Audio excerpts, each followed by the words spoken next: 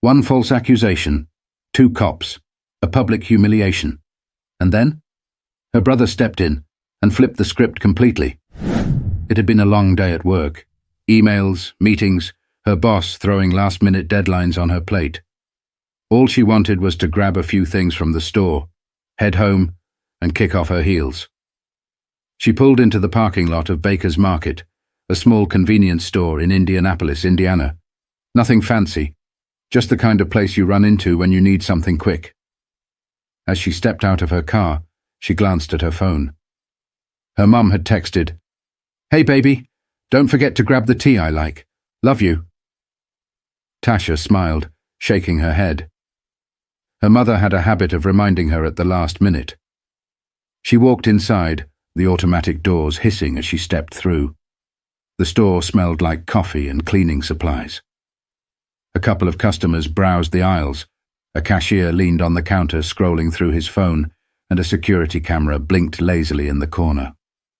Tasha made her way through the store, grabbing a few essentials: bread, oat milk, a bottle of water. She found the tea her mum liked and tossed it into the basket. Her phone buzzed. Her mum was calling.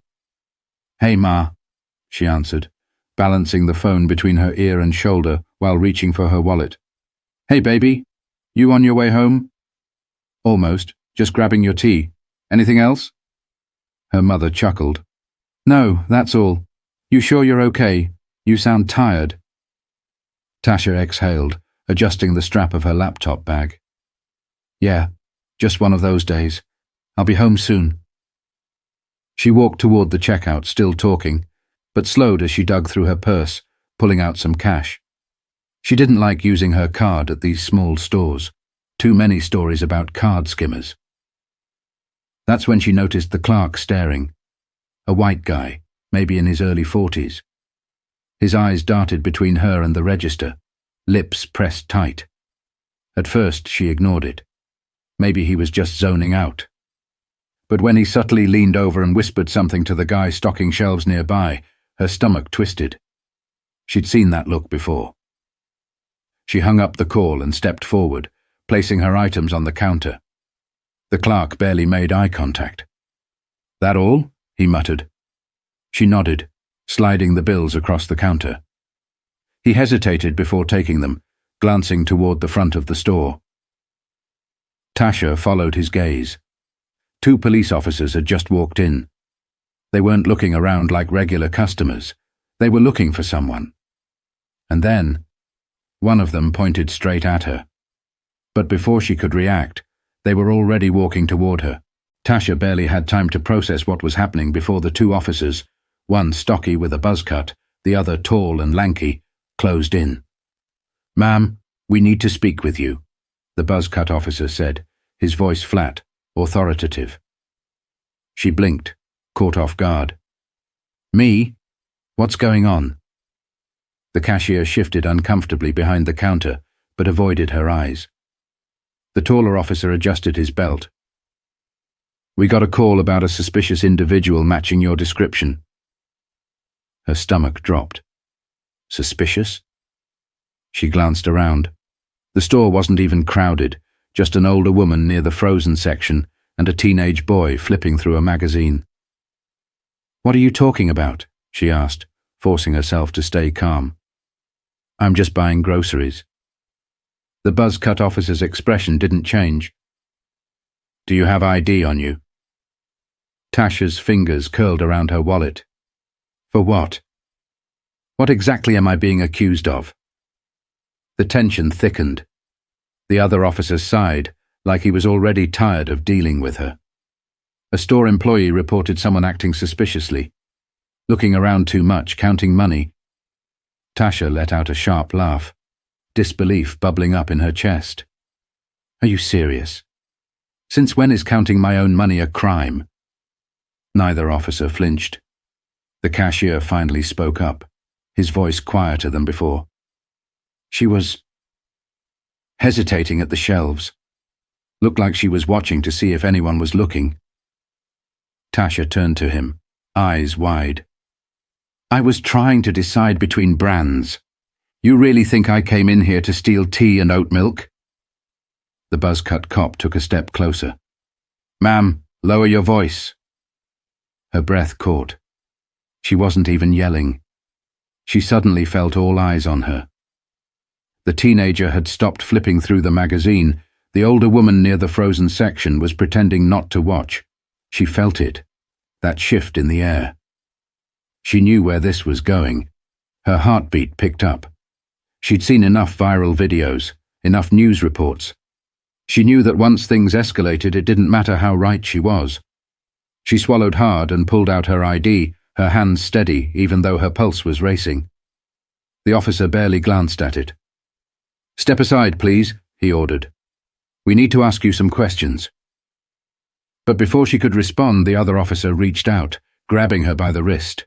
Tasha's entire body tensed as the officer's grip tightened around her wrist. "Excuse me," she snapped, jerking her arm back. "I gave you my ID. What else do you need?" The stocky officer's face remained cold. "Step over here," he repeated, motioning toward an empty aisle near the front of the store. She could feel it now, how fast everything was spiraling. Her pulse pounded in her ears. The teenage boy put his magazine down. The older woman by the frozen section had stopped pretending to look at the bags of peas and corn. Even the cashier had backed up a little, suddenly looking very interested in the register screen. She felt exposed, like a criminal. "Are you detaining me?" she asked, forcing her voice to stay steady. The tall officer scoffed. "We're investigating a report. If you cooperate, this'll go a lot smoother." Smoother for who? Tasha's chest tightened. She wasn't stupid. She knew how this worked. If she pushed back too hard, she'd be labeled as hostile. If she complied too quickly, she'd be treated like she was guilty. Lose-lose. "I want to know exactly what I'm being accused of," she said, her voice firmer. "You still haven't told me." The buzz-cut officer exhaled sharply, as if she was exhausting him. "Ma'am, someone thought you might be shoplifting. We're doing our job." Tasha let out a bitter laugh. "You mean profiling?" The second those words left her mouth, the air shifted again. Buzzcut's eyes darkened. "Turn around," he ordered. A rush of heat shot through Tasha's body. "What? No," she shot back, stepping back instinctively. "I did nothing wrong." The taller officer reached for her. "Don't resist." "Resist?"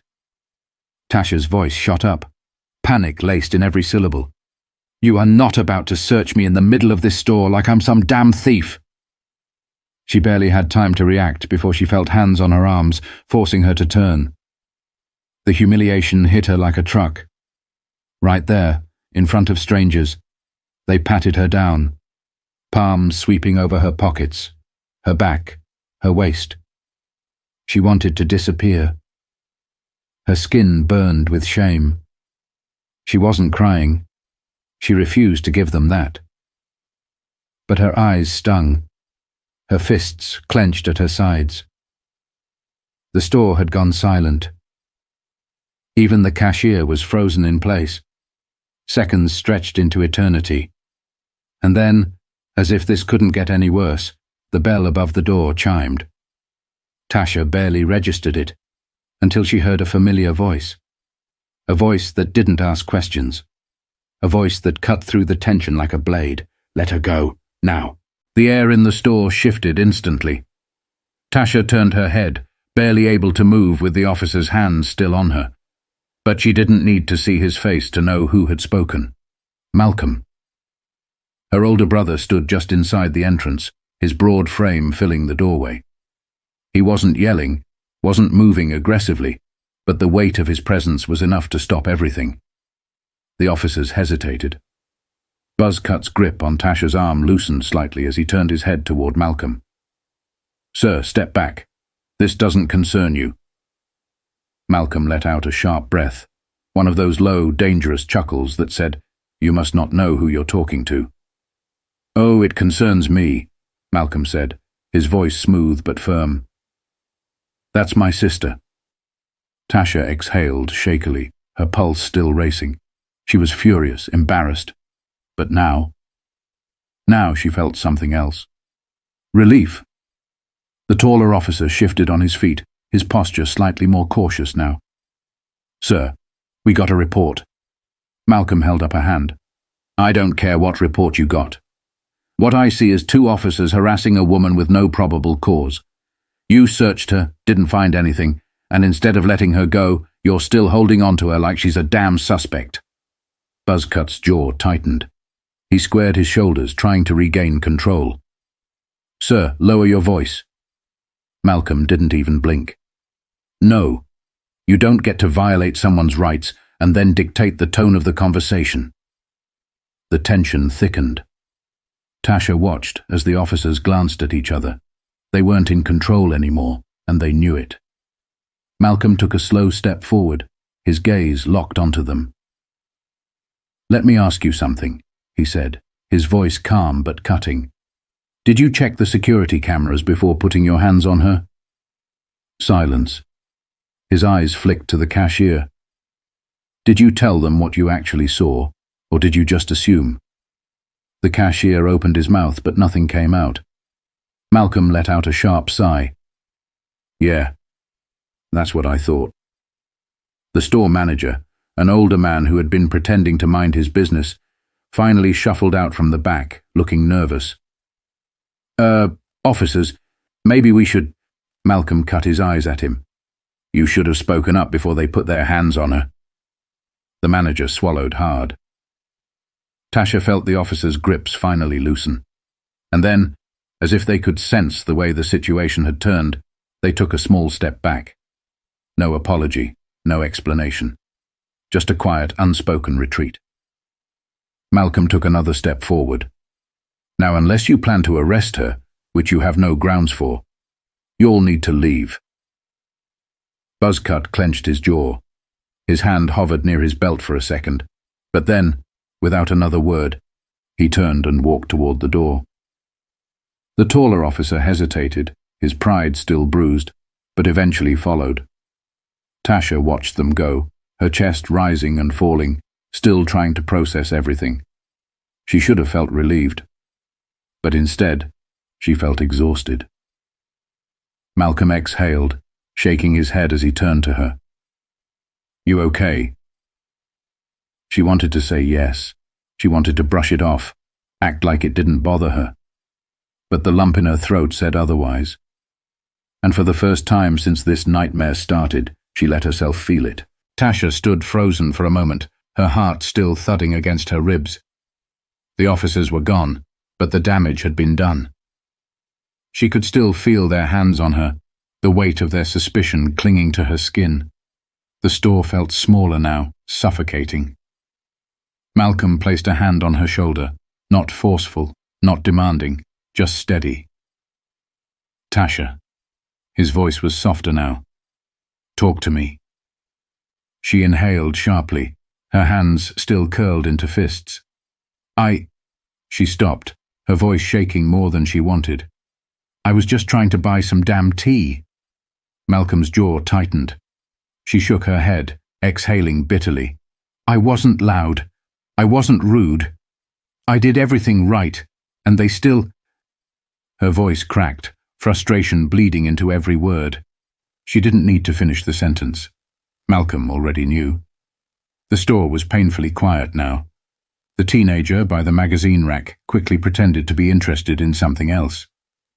The older woman near the frozen section had already shuffled toward the exit. But the cashier still stood there, his hands gripping the edge of the counter, eyes flicking between them like he wasn't sure whether to say something or just let them leave. Malcolm turned toward him, his expression unreadable. "What's your name?" The man hesitated.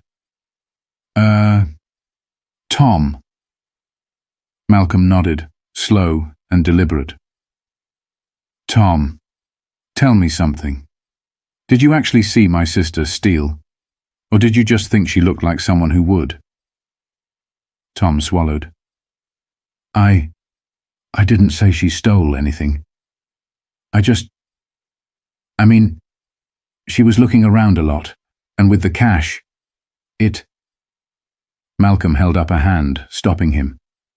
You assumed. Tom had the decency to look ashamed, but that wasn't enough.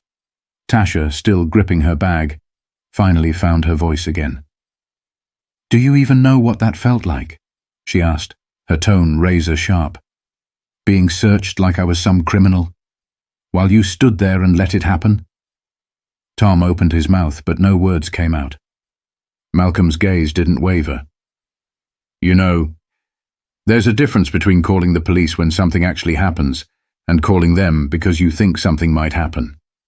One of those saves lives, the other one ruins them. Tom looked down, his knuckles turning white against the counter. Tasha shook her head. Just say it, Tom. He glanced up. Say what? Say you were wrong. Silence. Her chest was still tight, the humiliation still fresh, but she refused to let him off the hook that easily. Tom finally exhaled, rubbing a hand down his face. I was wrong. His voice was barely above a whisper. Tasha swallowed. It wasn't enough, but it was something. Malcolm wasn't done, though. His attention turned toward the store manager, who was lingering near the back like he was hoping to avoid eye contact. You! Malcolm's voice was sharp again. The older man straightened, suddenly looking very busy with nothing. You were here the whole time, Malcolm continued. You could have stepped in. You could have said something. The manager let out a nervous breath. Look, man, No, Malcolm cut him off. You don't get to play neutral. When you see something wrong and say nothing, you're just as bad as the people doing it. The manager had no response to that. Tasha didn't either. She was drained. She just wanted to go home. Malcolm must have seen it on her face because he took a step back, giving her space. You ready? He asked. She nodded. Yeah, let's go. They turned toward the door, the automatic glass sliding open with a faint hiss. But just as they stepped outside, a voice called out, Tasha. She turned. Tom, the cashier, stood at the counter, looking conflicted. She waited. He scratched his neck, looking anywhere but at her. I shouldn't have called them. Tasha held his gaze. For a split second, she almost considered telling him it was okay. But it wasn't, and maybe that was the problem. She nodded once, acknowledging his words but not forgiving them. Not yet. Then, without another word, she walked out. The night air hit her like a shock to the system. She inhaled deeply, trying to shake off everything that had just happened. Malcolm walked beside her in silence. It wasn't until they reached the car that she finally spoke. I hate that this is normal, she murmured, gripping the door handle. Malcolm sighed. It shouldn't be. Tasha exhaled sharply, then looked up at him. What if you hadn't shown up? Her voice was barely above a whisper. Malcolm met her gaze, his expression unreadable for a moment. Then he said, I don't even want to think about that. Neither did she. But deep down she already knew. The car ride home was quiet. Tasha stared out the window, watching the city blur past. The streetlights cast long shadows, the hum of the engine the only thing filling the space between them. She should have felt safe now. She was out of that store, away from those cops, no longer under the weight of their suspicion. But the feeling didn't leave. It sat in her chest, heavy, stubborn. She replayed it all. How fast it happened. How easily they dismissed her. How her voice hadn't mattered until Malcolm walked in. That was the part that kept looping in her head. She shouldn't have needed him there. She shouldn't have needed anyone at all. Malcolm must have noticed her silence because he finally spoke. Talk to me, Tash. She exhaled, still looking out the window. I did everything right. He didn't interrupt. He let her talk. I was polite. I gave them my ID. I didn't yell. I didn't fight. And still, she shook her head, laughing bitterly. Still, it wasn't enough. Malcolm tightened his grip on the steering wheel. "I've seen this happen to other people," she continued, her voice quieter now. "Watched the videos, read the stories, and I always told myself that if it ever happened to me, I'd handle it the right way. But none of that mattered, Mal. They already made up their minds the second they saw me." She finally turned to look at him. "So tell me, what the hell are we supposed to do?" Malcolm let out a slow breath, thinking. "We do what we've always done." Tasha scoffed. "Which is what?" "Fight, speak up, hold people accountable, make them uncomfortable if we have to." She rolled her eyes. "And what good does that do when people like those cops or that store clerk don't even want to change?" Malcolm turned onto their street, pulling up in front of her apartment. He shifted into park, but didn't kill the engine. Then he looked at her, serious. "You saw what happened back there?" Tasha frowned. "Yeah, obviously." "No, I mean you saw it." He tilted his head. "The way the officers backed off the second I started asking questions. The way the cashier suddenly had nothing to say. The way that manager damn near ran in the back when I called him out." Tasha didn't say anything. Malcolm sighed. People like them, the ones who act first and think later, they count on silence. They count on people just letting it go. But when you make them answer for it, when you make them look at themselves and say it out loud. He shook his head. That's when things shift. She crossed her arms. "So what? You think that guy Tom is suddenly a changed man? That the next time a black woman walks in, he's going to treat her differently?" Malcolm shrugged. "Maybe. Maybe not. But now he knows better. And if he does it again, he can't pretend he didn't." Tasha leaned her head back against the seat, staring at the ceiling. She wanted to believe that. She really did. But the weight of it all was too fresh, too raw. For a long moment they just sat there. Then Malcolm spoke again, softer this time. "You know, this isn't on you, right?" Tasha turned her head toward him. He nodded. "You didn't cause this. You didn't do anything wrong. What happened back there? That's on them." She swallowed. "Then why does it still feel like I lost?" Malcolm's expression was unreadable for a moment.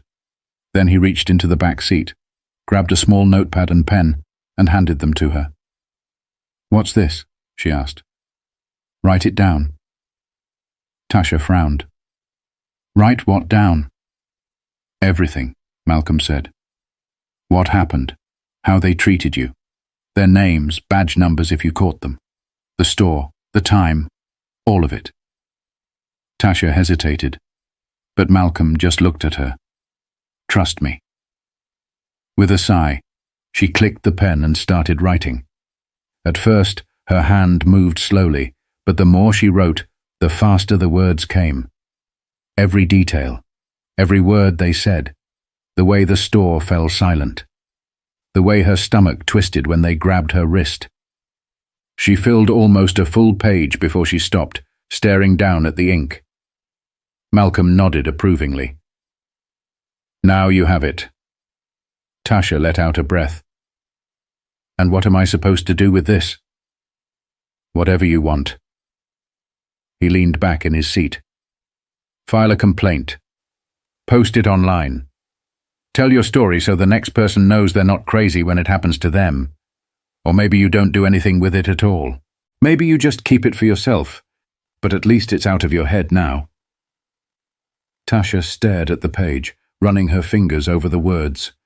It didn't change what happened. It didn't erase the anger, the frustration. But for the first time that night, she felt a little lighter. She capped the pen and set the notepad down. "You always got to be so dramatic, huh?" Malcolm smirked. "Runs in the family." She huffed out a laugh, shaking her head. "Thanks, Mal." "Anytime." Tasha unbuckled her seatbelt, grabbing her bag. But before she stepped out, Malcolm spoke one last time. "Hey." She turned back. "You good?" Tasha paused. She thought about the store. The way those cops looked at her. The humiliation. The fear. Then she thought about Malcolm showing up. The way he stood beside her. The way his presence alone changed everything. She inhaled deeply. "I will be." She closed the door behind her. Stories like Tasha's happen every single day. It doesn't matter if you're polite, professional, or completely innocent. When people see you through a lens of suspicion, the rules are different. But silence is what allows it to keep happening. If you witness something like this, speak up, call it out, ask questions, make them explain themselves. Because accountability doesn't start with people like Malcolm showing up at the right time. It starts with all of us making sure situations like this never happen in the first place. If this story resonated with you, share it. Tell someone. Start the conversation. Because the only way things change is if we refuse to let them stay the same.